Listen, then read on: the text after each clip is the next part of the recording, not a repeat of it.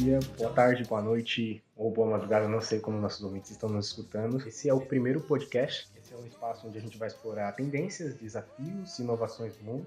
Eu sou o Thiago e seu guia nessa jornada.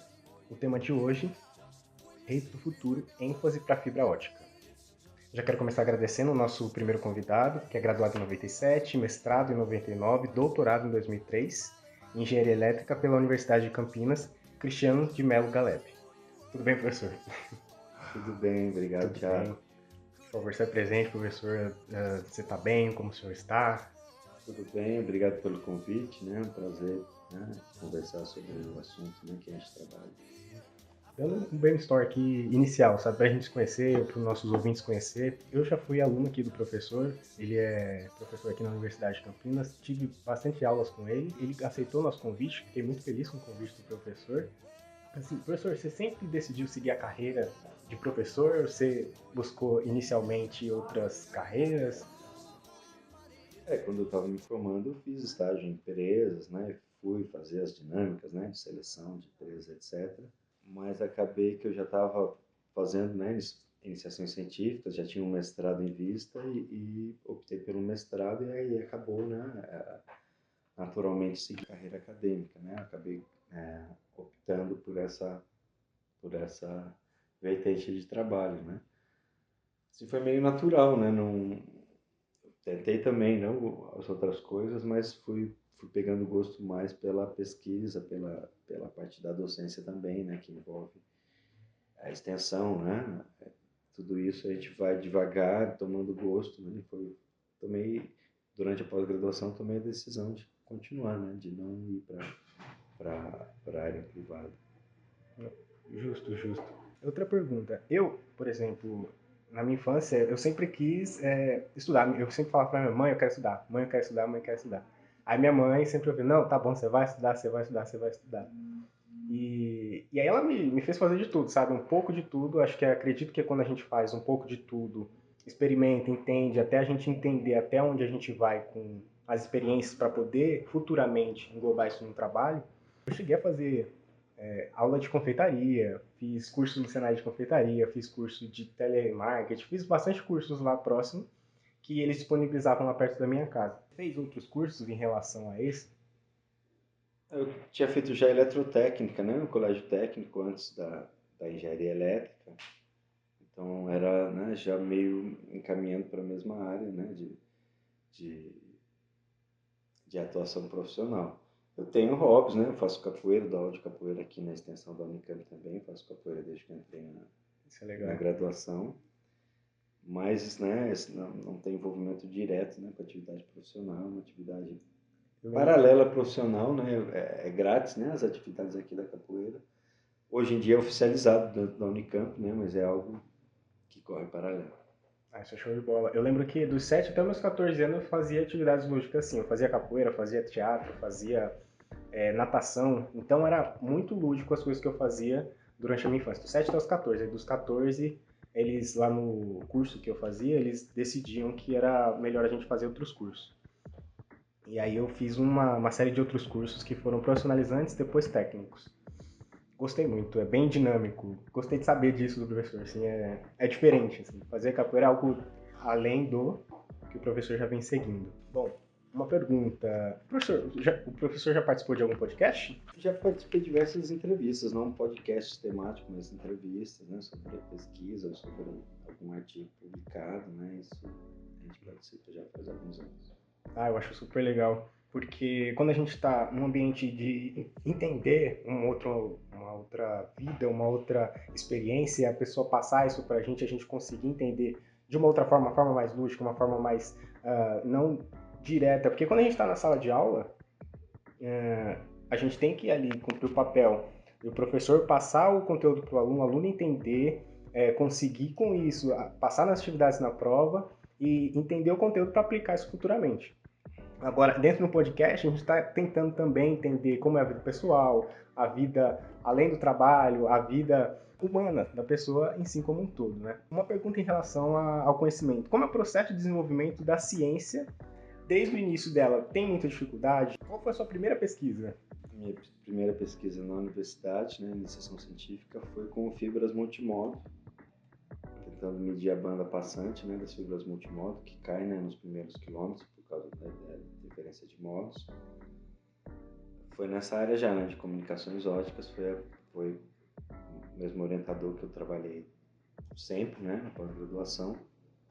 Depois dessa de fibras multimodo, a gente trabalhou com amplificador semicondutor, que estava começando, né, essa tecnologia estava ainda amadurecendo, né, na década de 90, né, no fim da década de 90, os primeiros dispositivos no país, e desde então trabalho nessa área, né, de comunicações óticas, amplificação, processamento de sinais. Era iniciação científica? Era iniciação científica, eu fiz um PIBIC, depois FAPESP. E assim, eu vi que a linha de pesquisa do professor é estudo de medida de banda passante em fibras multimodo. O professor estava falando...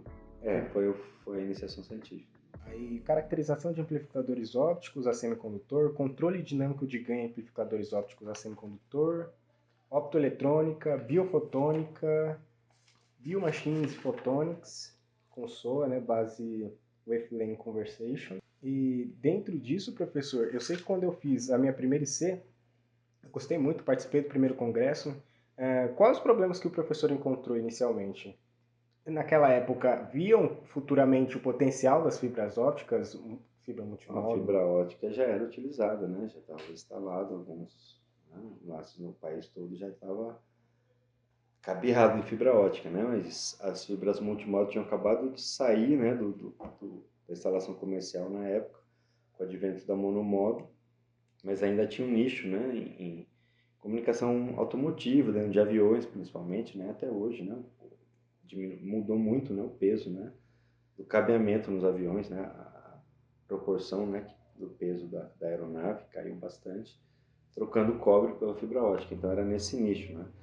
Diferente de hoje em dia que está usando fibras de poucos modos, né, de fibras de alguns modos para comunicação, multiplicar os canais, né, multiplexação espacial de modos, né. Então hoje em dia você consegue, né, separar os modos e tem processamento digital para fazer o mimo, né, para desembaralhar os modos, né, o sinal entre os modos. Mas na época não, né? Na época era uma limitação, a fibra multimodo era limitada, né? A banda caía com a distância rapidamente, mas para distâncias curtas, de alguns centenas de metros ou alguns quilômetros, você ainda tinha banda tão grande quanto da monomodo, né? Dependendo de como você operava. Então foi nesse sentido que a gente trabalhou nessa primeira iniciação. A dificuldade maior é experimental, né? Você, na época, coisas sem conectorização, né? Tem que fazer alinhamento físico na bancada, né? De laser com fibra ótica, diferente de quando está tudo já bonitinho, né? Plugável. Nessas iniciações que eu fiz todas, tinha a dificuldade experimental de mecânica, né? De mecânica fina, de alinhamento de dispositivo, que você faz na mão, né? No olhômetro e no instrumento, né? Ajustando um XYZ na mão, né? Não era nem piezoelétrico, que hoje é tudo automatizado, né? Era no XYZ do parafuso mesmo. Então essa era a dificuldade na época, né? Há 20 e tantos anos atrás. Bom, perfeito. A gente conheceu aqui um pouco sobre, inicialmente, os gostos de pesquisa do professor, um pouco sobre a história dele, com as dificuldades dentro da pesquisa também, a gente falou um pouco sobre a vida do professor. Eu encerro esse bloco se conhecendo, né, um pouco melhor, dando uma introdução aqui desse primeiro bloco, e agora eu chamo para o nosso editor uma música, 7 segundos tocando, para a gente estar para o nosso próximo bloco, que se chama Patentes e Dispositivos Ópticos.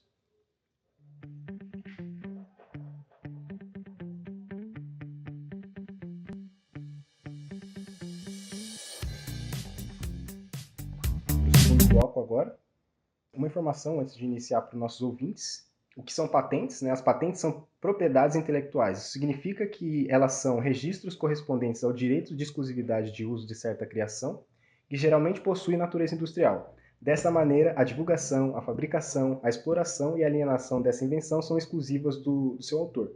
Podem ser patentes de invenção, de algo novo, ou modelo de utilidade, que é de algo já existente. Eu vi no currículo do professor que ele tem 10 patentes. E cada uma mais interessante que a outra. Eu gostei bastante da que eu li do professor, as patentes que o professor desenvolveu. E aqui me chamaram três a atenção, a gente pode falar mais das outras também.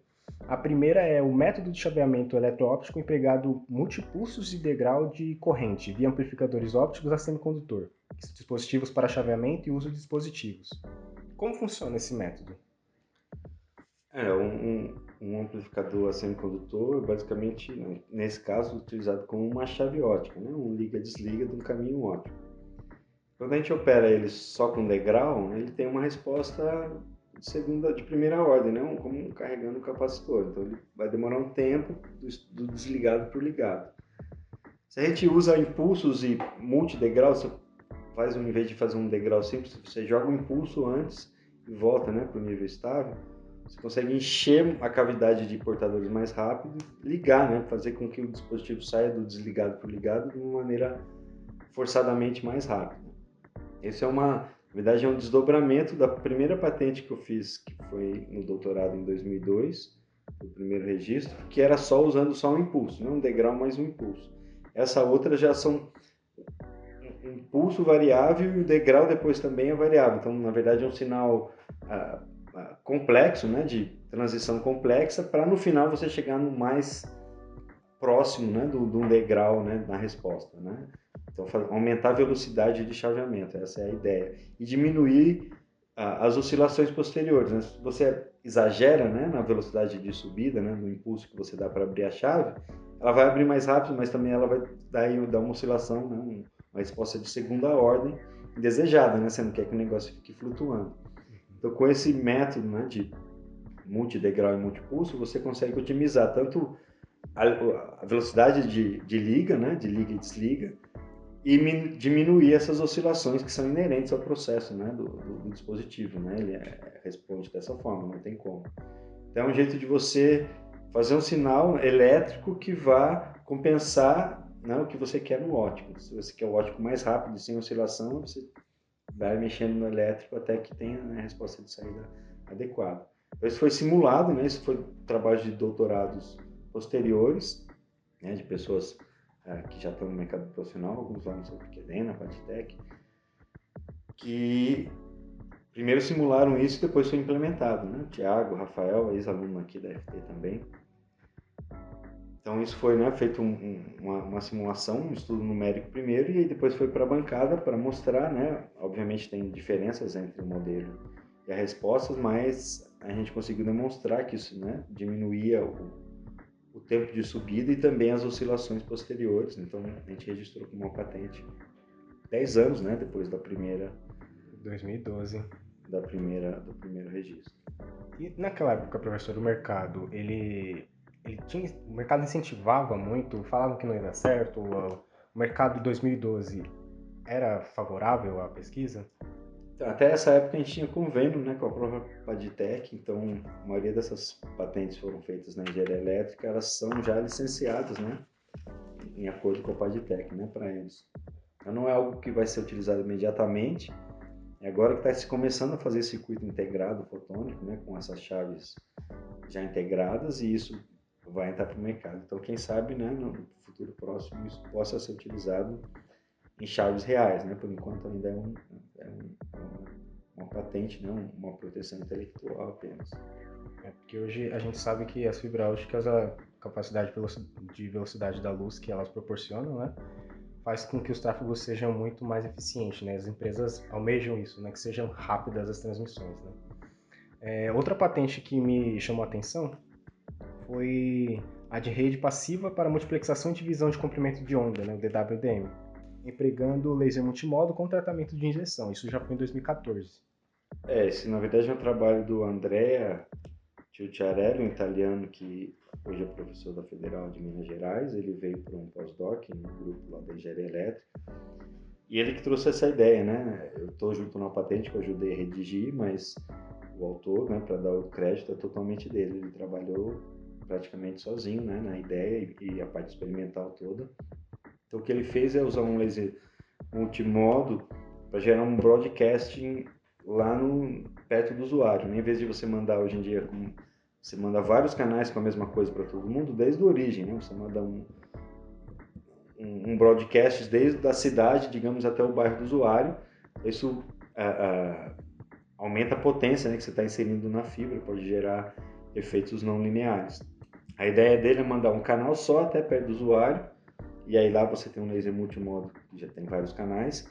O canal original modula esses canais do laser multimodo, e aí você distribui esses canais para todo mundo, faz um broadcast, né, da mesma informação em vários canais ópticos, né, vários comprimentos de onda diferentes, mas lá no normal remoto, né, então não fica todos os canais trafegando na rede o tempo todo. Manda um canal só e lá perto do usuário é que isso se multiplica em vários canais, né? Mas isso foi totalmente feito pelo André, né? Um pouco antes de 2014, acho que 2012, desde que ele veio fazer esse pós-doutorado pela bolsa FAPESP, e aí implementou isso. Logo depois ele foi contratado pelo CPQD e depois ele virou professor, né? Ele casou-se em Minas Gerais e foi para Belo Horizonte.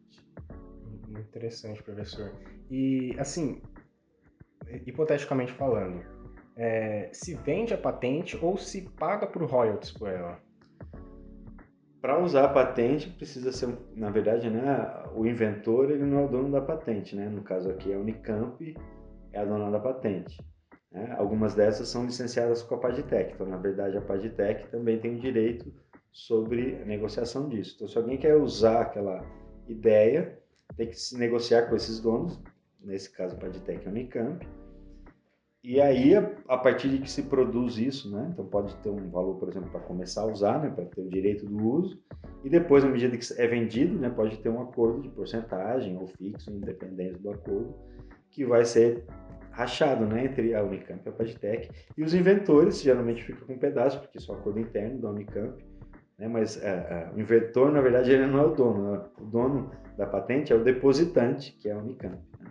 E aí a Unicamp, por contrato, licencia para a Padtech, né? Por um período de tempo, ou indefinidamente, dependendo do tipo de acordo. Então aí, se isso gera dinheiro depois, né? Quem é o dono, quem são os depositantes que têm um direito legal, ou quem é licenciado, é que vai entrar num acordo, né, para isso ser feito, né? Mas isso é tudo os advogados fazem, a gente É um fica processo sabendo. demorado, assim, quanto tempo? Um ano? Para depositar uma patente, Isso. depositar a patente é fácil, né? Fácil assim, você tem os resultados, você redige um documento, precisa de um apoio do escritório especializado, porque são termos, né, de advogado que tem que ter, né, um documento formal onde você requisita, você tem que explicar o processo e pedir direito sobre uma coisa nova que você inventou. Então isso tem que ficar muito claro nos termos, né, do direito vigente. Esse processo pode ser demorado, mas se tem gente envolvida é rápido. Mas aí você faz um depósito e isso vai ser julgado. O governo tem um escritório, né, o INPI, Instituto Nacional de Patentes e Invenções, né, que registra a marca registrada, logotipo, mas também as patentes, né? E isso demora muito tempo, dependendo. Na minha primeira de 2002, saiu em 2000 e foi mais de 15 anos, a de 2002. Nossa. Essas mais recentes foram concedidas, o governo contratou, né, mais gente, né, porque esses escritórios, nós somos basicamente os advogados e engenheiros olhando o processo. Então, as mais recentes, você vai ver lá, tem, né, concedido mais, né, o ano passado, até 2019, teve várias concessões, né, ou seja, o governo validando e aí te dá realmente a carta patente. Enquanto isso, você tem a submissão do pedido de patente. Você já está protegido porque você tem esse documento lá submetido, mas juridicamente você ainda não é dono de nada, só quando você ganha essa carta patente, né, que aí a partir daquele período você tem 20 anos de uso intelectual daquilo. Né? Então, aí demora dependendo do governo. Se você depositar fora do país, em um lugar que é muito rápido, Japão, Estados Unidos, é um semestre, o cara vai te dar carta patente. Aqui pode demorar, dependendo da área, né, alguns anos ou algumas décadas. Né? Às vezes a coisa pode, né, caducar e você ainda não...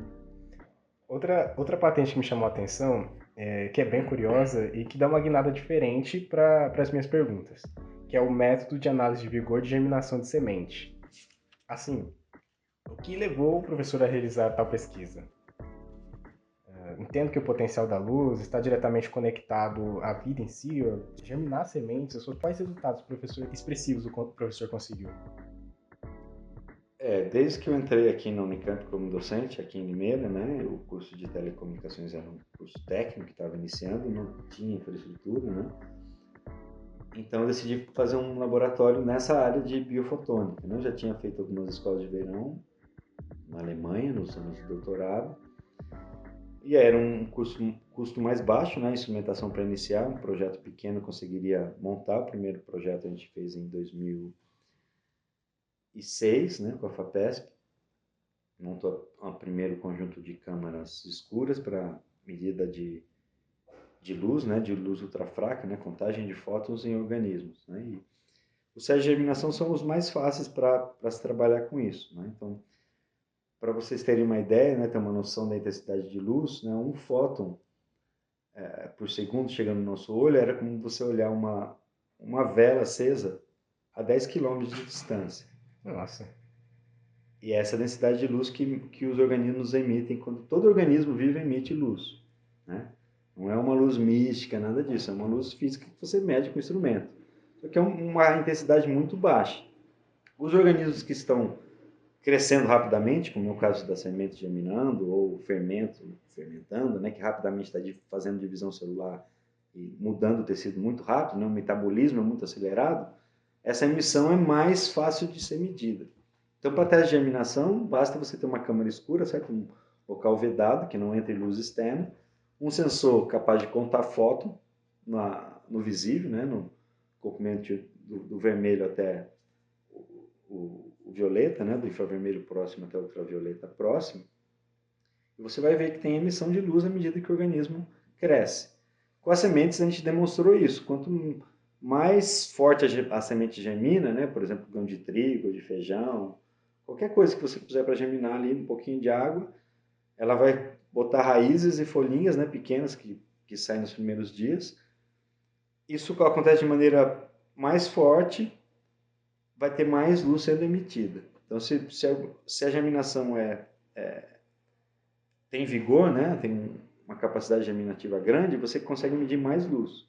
A gente fez testes aqui junto com o pessoal de ambiental, com lodo de esgoto, com dicromato de potássio, né, que são agentes tóxicos. Vou mostrar isso, né? Se você estressa a planta e ela germina menos, ela emite menos. Né? Isso nos testes que a gente chama crônicos, né? Desde o início você botando aquela solução, né? Ou água ou uma solução nutriente ou tóxica. Se você faz esse teste agudo, como a gente diz, já está germinando, já está crescendo, e você depois bota a solução, você pode ter a resposta reversa, né? Porque o metabolismo vai ser acelerado se ele está sendo estressado também. Um organismo que está sendo atacado quimicamente ou fisicamente, ele pode emitir mais luz do que um saudável, digamos assim. Então não é direto, né? Essa relação precisa ter cuidado, você sempre precisa ter um grupo controle, né? Aquele que não está sendo perturbado, está, por exemplo, germinando só em água, para comparar com um grupo que tem uma condição diversa, né? Ou ótima, né? De melhora ou de estresse, né? De um ataque químico. Então essa patente é para mostrar uma ideia, né? De você analisar o vigor de semente com alguns dias, você medindo a emissão luminosa, você consegue dizer se aquilo está germinando mais forte ou menos, né? Sem ter que contar, né? Na prática, como é que se faz hoje em dia? E a gente fez também, né? Para validar os testes. Você deixa lá 3 dias ou 2 dias, dependendo da semente, ou 7 dias, para milho, por exemplo, girassol, demora mais de uma semana para germinar. Depois desse tempo, você pega cada sementinha, vê se germinou, né, se saiu, se ela desenvolveu, conta, né, a porcentagem, mas também mede, né, o quanto o tamanho de raiz, o tamanho de folhinha que ela conseguiu fazer naquele período de tempo e compara, né, com o grupo controle. Né? Essa é a forma que se faz, até hoje se faz assim. Mas com a nossa câmera você consegue fazer isso de maneira automatizada, digamos assim, né? E sem, né?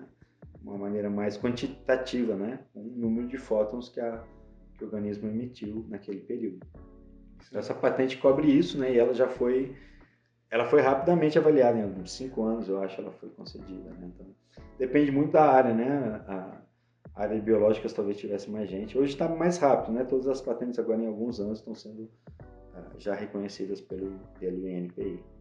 Assim, e falando dentro desse assunto de patentes, a gente tem o Santos Dumont e os irmãos Wright, né?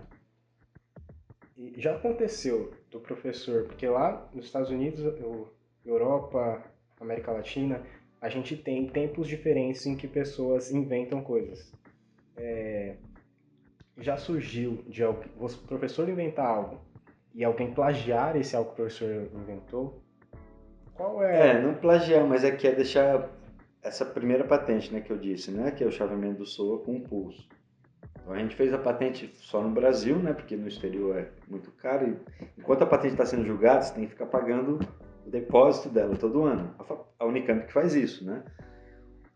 Mas lá fora é em dólar, né? Então geralmente só se faz isso com coisas que já tem um mercado, né? Já estão vendendo. A gente fez só no Brasil e fez para o amplificador semicondutor. Mas o amplificador semicondutor, ele é um diodo, eletricamente. Então o chinês já fez uma patente alguns anos depois desse mesmo chaveamento, mais genérico, para qualquer diodo. Então, de certa forma, ele usou a mesma ideia. Não sei se ele viu o trabalho ou não, não dá para você afirmar isso, né, que a pessoa copiou, mas depositou essa patente no exterior, se não me engano, nos Estados Unidos e no Japão, de maneira mais genérica, válida para usar para diodos. Então, um laser é um diodo, um LED é um diodo, um amplificador semicondutor é um diodo, eletricamente. Então, isso basicamente me bloqueou. Se eu quisesse um dia botar lá fora, me bloqueia. O cara já tem um negócio que cobre mais do que a minha cobre. Isso é a ingenuidade do pesquisador da primeira patente. Aí depois você aprende, e na época também a Unicamp não tinha o escritório que ela tem hoje do Inova para ajudar. Ela tinha um funcionário para isso. Acho que a gente foi uma das primeiras patentes, que a FAPESP também ajudou na época, tinha o Nuclitec da FAPESP. A FAPESP ajudou a pagar. E a Unicamp também, né? Não tinha infraestrutura, então a gente foi, digamos, ingênuo nessa parte. A gente podia ter falado para diodos, amplificador semicondutor, ou para qualquer diodo também vai funcionar. Expandindo a ideia que a gente tinha comprovado para um tipo de diodo para qualquer diodo, mas a gente não teve esse clique. E eu não posso dizer que o chinês plagiou, mas ele já patenteou a mesma ideia de uma maneira mais inteligente, mais genérica, digamos assim. Depois a gente aprendeu para todas as outras patentes a fazer o específico, certo? Aquilo que você demonstrou, que você publica num artigo científico também, mas fazer as requisições dessa, digamos, né, uma generalização da sua ideia que funciona para casos semelhantes. Então, com o tempo a gente pegou essa capacidade de expandir, né, essa malícia, digamos assim. E os advogados da Unicamp também, né, já experientes, a Unicamp contratou gente dessa área e eles tentam, né, eles puxam a gente, falam, não dá isso, que mais que você poderia usar isso, né, não só na sua área. Aí você tenta expandir e joga no documento. E aí o governo vai julgar ou não, você também não pode querer patentear o sol, né, como os Estados Unidos faz. Não existe, né, isso no país, a gente tem essa noção, a natureza não é patenteável. Mas você pode expandir o uso, né, o processo de como manipular a natureza, sendo razoável, né, botar no documento, desde que você comprove que a inventividade, né, quem demonstrou o uso daquilo primeiro foi você. Isso é curioso. Eu ia perguntar sobre se existe alguma auditoria, alguma proteção para cientistas, mas o professor já respondeu claramente isso. Vou citar aqui mais duas curiosidades para os nossos ouvintes e vou perguntar para o professor também, em que ano surgiu a fibra ótica aqui no Brasil? Exatamente o ano não vou te dizer, mas tem uma matéria na revista FAPESP do mês passado, revendo essa história, né, importante, Não do é justo Instituto de isso, né? Física da Unicamp, da Engenharia Elétrica e do CPQD, que fizeram a primeira fibra ótica no início da década de 70. Então, 70 e poucos, quando estava nascendo, já tinha fibra ótica brasileira, né? Isso gerou a antiga Xtal, né, que fazia fibra ótica ali perto do CPQD, era uma indústria nacional, que felizmente hoje não existe mais, né? Todas as pequenas empresas que o Brasil fomentou nessa época foram englobadas pelas multinacionais, né, pelas grandes que chegaram. Então, aqui, de acordo com essa matéria, igualmente o professor falou, a chegada da fibra ótica no Brasil se deu em 1977 e através de uma parceria entre a Unicamp e a Telebrás. Segundo a matéria publicada aqui no próprio jornal da Unicamp, só em 1982 que eles conseguiram implantar aqui no Brasil, no Rio de Janeiro, em uma rua por 4 quilômetros a fibra ótica, segundo o SW Telecom, essa matéria.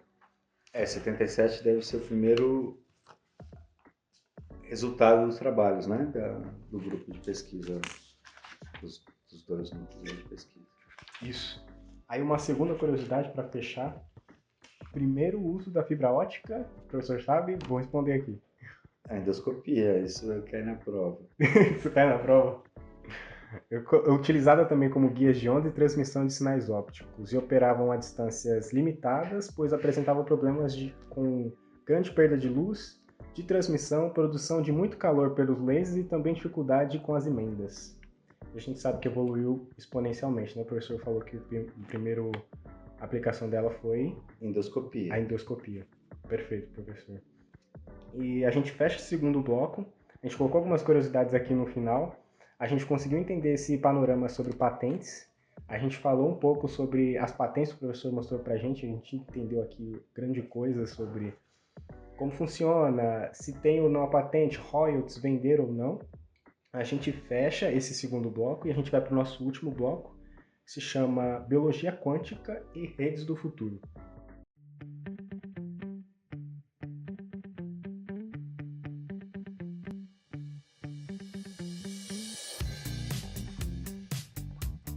A gente volta nesse terceiro bloco. Eu lembro que eu participei de um simpósio com o primeiro simpósio brasileiro de biologia quântica aqui no Brasil. O professor estava participando como membro? Sim, como palestrante, aquele online, o primeiro que teve online. Foi. Foi em 2021, dia 8 de 2021. Eu tava lá, eu tava lá olhando como funcionava, eu tava curioso com o tema, né? Eu achei muito curioso. E aí por isso eu entrei lá e falei assim, a telecom é muito multidisciplinar e entender um pouco sobre biologia quântica, era o primeiro aqui no Brasil, e eu achei que valia a pena eu entender ali o que estava acontecendo. O professor acha que isso é uma rede para o futuro, biologia quântica, alguma coisa pode ser levada para algo futuramente? Uma rede? Não, são assuntos separados, né? As comunicações óticas e a biologia quântica tem a ver com a relação, né? Os organismos usarem ou não, né? Terem isso como ferramenta a nível atômico, né? As propriedades dos elétrons, do núcleo, né? O spin, principalmente isso. Eu me misturei com esse pessoal por causa desse trabalho em biofotônica, né? Que dentro dessa análise de germinação, durante o tempo a gente começou a ver que os grupos controle, eles flutuam, né? A germinação, ela flutua durante o dia, ela flutua durante o mês, durante o ano. E aí a gente foi atrás, né, da literatura e a gente observou que várias pessoas já faziam análise disso, olhando o perfil da gravimetria, né? A gravidade na superfície da Terra varia diariamente, mensalmente, anualmente, pela posição relativa do Sol e da Lua, principalmente, né? O Sol modula 30% e a Lua o restante, né? 1 terço e 2 terços, né? A Lua é o maior peso, né? Contrapeso, digamos assim, para a nossa gravidade. Ela diminui a gravidade na superfície, não só modula as marés, né? Dos oceanos, dos lagos, mas modula a crosta terrestre, modula a gravidade que cada partícula na superfície sente. Isso até hoje é muito levado em conta na biologia, mas a gente achou resultados e os nossos próprios, né, que mostrando isso, né? No caso da medida da germinação, a gente conseguiu medir em uma semente só, germinando, os saltos de emissão fotônica que ela faz correspondem à variação temporal da gravidade. Só que não se sabe como é que isso acontece, então foi por causa disso que eu cheguei perto desse pessoal de biologia quântica, para tentar, né, ter ideia de como isso poderia no organismo, né, sendo uma flutuação abaixo do nível térmico, né, dificilmente tem um órgão para isso, mas pode ser uma atuação a nível molecular, né, a própria água hidratando proteínas, né, e os compostos orgânicos, né, foi a minha ideia enquanto ingênuo, né, nessa área, né. Então aproximei desse pessoal que envolve alguns biólogos, mas envolve mais físicos, né, que trabalham nessa área de possíveis relações quânticas com o organismo. O principal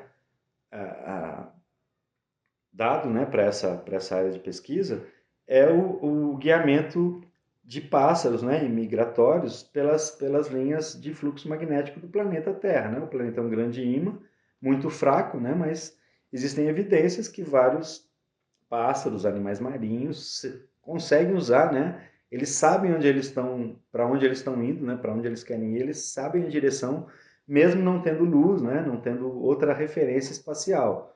De alguma forma, eles sabem onde é o norte e o sul do planeta, então eles conseguem migrar né, no verão e no inverno, trocar de ambiente todo ano, né? Mesmo estando nublado, estando, né, não é o visual que orienta, não é a geografia. Então, há indícios fortes que é o campo magnético, mas depende de uma luz azul. Então, o modelo que existe hoje é de um spin, numa reação na retina, que dependeria do campo magnético junto com a luz azul. Né? Então, os pássaros, tendo luz azul, né, no ambiente e expostos ao campo magnético terrestre, eles sabem, né? Eles têm uma bússola de alguma maneira interna, baseado numa reação química, né? Não baseado, né? Tem teorias também de pequenos magnetitas, né? Em alguns animais se encontram, mas mesmo animais que não têm isso, eles sabem a direção aí, né? E tem outros efeitos, né? Efeito de tunelamento em fotossíntese. O pessoal está investigando outros possíveis, né? Efeito de dor, né? Limiar de dor, que possam ter relação a nível quântico, né? Isso é uma área de pesquisa bem, né, pouco difundida e até controversa por causa disso, né?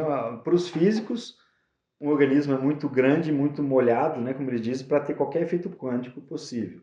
Né? Isso acontece a nível atômico.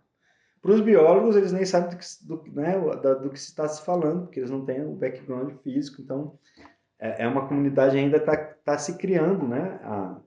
Isso teve um impacto no Brasil grande, porque uma líder desse movimento é a professora Clarice Aelo, ela é brasileira, mas ela é professora na Califórnia, né, na Universidade da Califórnia em Los Angeles, e ela tem um laboratório nessa área, né, de tentar caracterizar, né, fazer instrumentos no laboratório para você conseguir caracterizar a nível molecular, biomolecular, mudanças, né, do organismo a partir de efeitos quânticos, né, de campo magnético, mudando principalmente o spin, né, interagindo com o spin na reação, né, em reações bioquímicas. Então isso é uma área ainda, né, de pesquisa que ainda vai demorar ainda para a gente ver alguma coisa, mas o pessoal que está acreditando nisso é vendo com relação à saúde, né, até a saúde humana, de você ter processos biológicos que dependem, né, que a gente não consegue ainda validar como, mas que dependem de relações com o ambiente a nível atômico e molecular, que hoje em dia ainda não se sabe como, né, não tem dados, né, objetivos sobre isso. Né? Então, é uma pesquisa ainda em andamento. Perfeito. E em relação à computação quântica, professor, é uma rede para o futuro? A computação quântica é uma maneira de você fazer computação, né? De você analisar dados que com o computador binário que a gente tem, né? Com o computador com a lógica booleana que a gente tem, demora muito.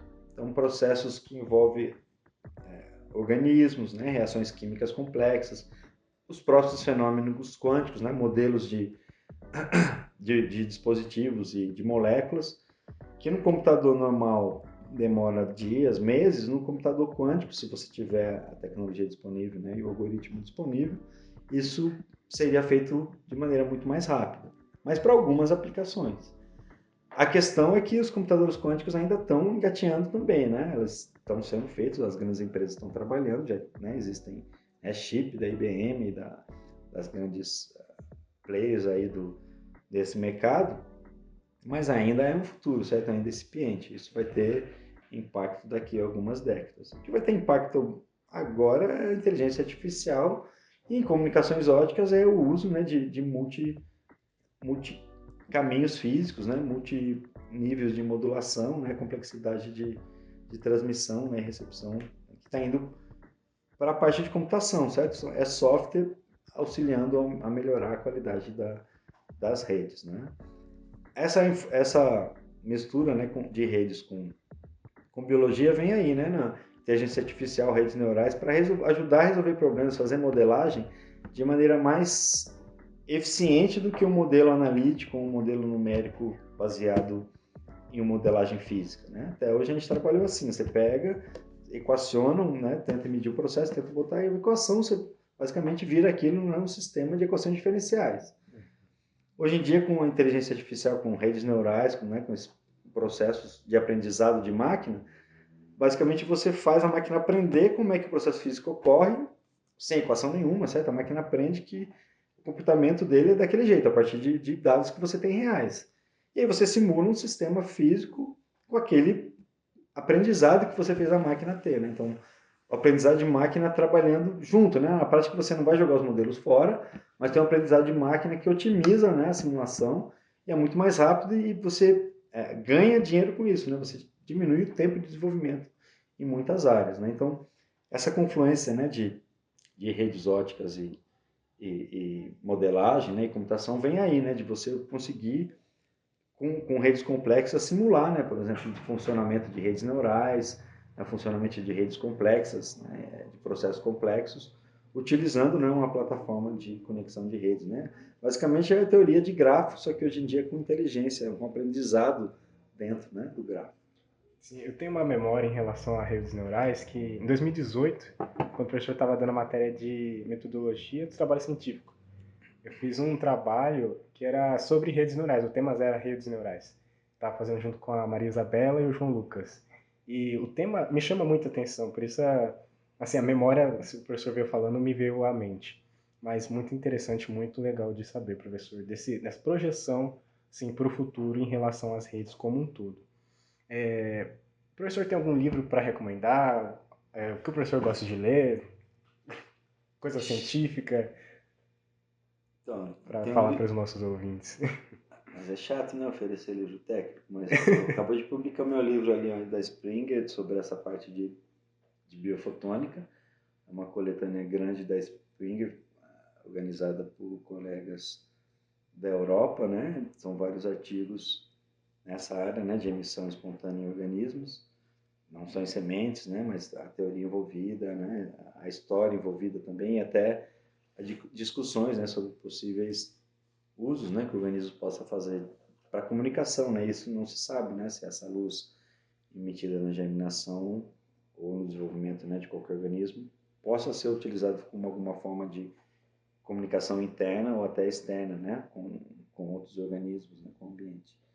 Então é um livro que acabou de sair, né, mas para um público mais amplo não sei se vai ser de interesse, né? Um livro bem técnico da Springer que saiu agora, chama Ultra Weak Photon Emission from Biological Systems. Organização de Ilya Volodayev, um colega russo, Michal Cifra, da República Tcheca, e Eduardo van Wyk, da Holanda, colegas que trabalham nessa área também já há algumas décadas, que eu conheci também há algum tempo já. Enfim, né? Está saindo agora mais fresquinho. Interessantíssimo, professor. Depois eu vou procurar entender um pouco, entender como funciona todo o livro, ler a descrição dele. Muito obrigado pela indicação. Vou falar aqui como encontrar o professor. Você pode encontrar o professor na página, já encerrando, né, da Unicamp, na FT. O e-mail do professor é galep@unicamp.br. Se quiser encontrar o professor, tirar alguma dúvida, falar diretamente com o professor. E agradecendo aos nossos ouvintes, esperamos que tenham encontrado inspiração, insights valiosos para aprimorar no seu dia, acrescentar de alguma forma. Se gostou do episódio, não esqueça de compartilhar. O professor quer dizer alguma coisa? Eu agradeço, Thiago, pelo convite, né, e essa iniciativa, né, sua. Obrigadão, pessoal. Tchau, tchau. Até a próxima.